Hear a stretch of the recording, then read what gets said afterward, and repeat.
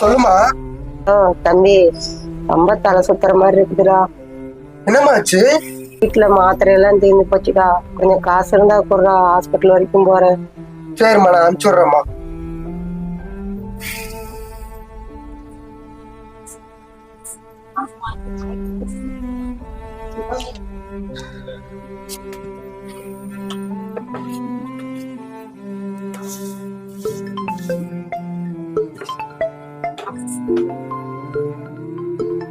என்ன இவ கூப்பிடுறா?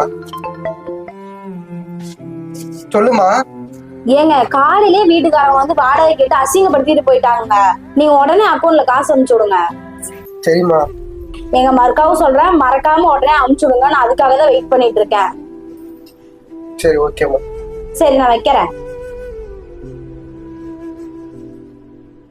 ஏங்க, காலையிலே வீட்டுக்காரங்க வந்து வாடகை கேட்டு அசிங்கப்படுத்திட்டு போயிட்டாங்க. நீங்க உடனே அக்கௌண்ட்ல காசு அனுப்பிச்சு விடுங்க. ரொம்ப தலை சுத்துற மாதிரி இருக்குதுடா. வீட்டுல மாத்திரை எல்லாம் தீர்ந்து போச்சுடா. முதலாளி, சம்பளத்துக்கு மேல ஒரு 5000 போட்டுத்தாங்க முதலாளி. வேலை செஞ்ச காசு எங்க வீட்டுக்காரன் தராம இருக்கான். நீ ஒரு சம்பளத்துக்கு மேல எனக்கு காசு கேட்டுட்டு இருக்கா? அண்ணா, ரொம்ப எமர்ஜென்சி தான். அட்வான்ஸா கூட கொடுங்கண்ணா. அடுத்த வாரம் ஓவர் டைம் பார்த்து கூட கழிச்சு விட்டுறேண்ணா.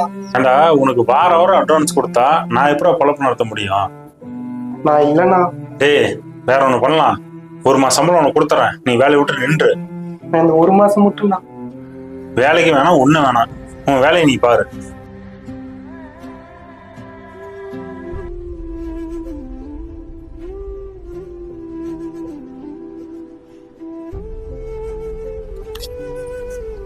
என்னங்க, நான் உங்களை மதியமே காசு போட சொன்னேன்ல, ஏன் போடல? என்கிட்ட காசு இல்லடி. காசு இல்லையா? இப்ப வீட்டுக்காரங்க வருவாங்க, அவங்களுக்கு நான் என்ன பதில் சொல்றது? நான் வேணா அவங்ககிட்ட பதில் சொல்லிக்கிறேன். விடுடி. பதில் சொல்லி கிழிச்ச. வீட்டுல ஒரு பொருள் இல்ல, கையில சுத்தமா காசே இல்ல. உனக்கெல்லாம் எதுக்குடா கல்யாணம்? ஒன்ன சொல்லி குத்தம் இல்ல, எல்லாமே தெரிஞ்சு என்னை உனக்கு கல்யாணம் பண்ணி வச்சாங்கல்ல, அவங்களதான் சொல்லணும். சி.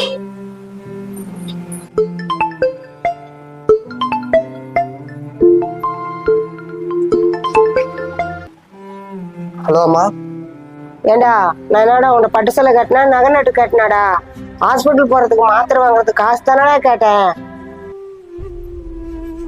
ஏன் முன்னாடி கொடுக்க வேணான்னு சொல்றாளா? சரி சரி, வை வை, போன வை.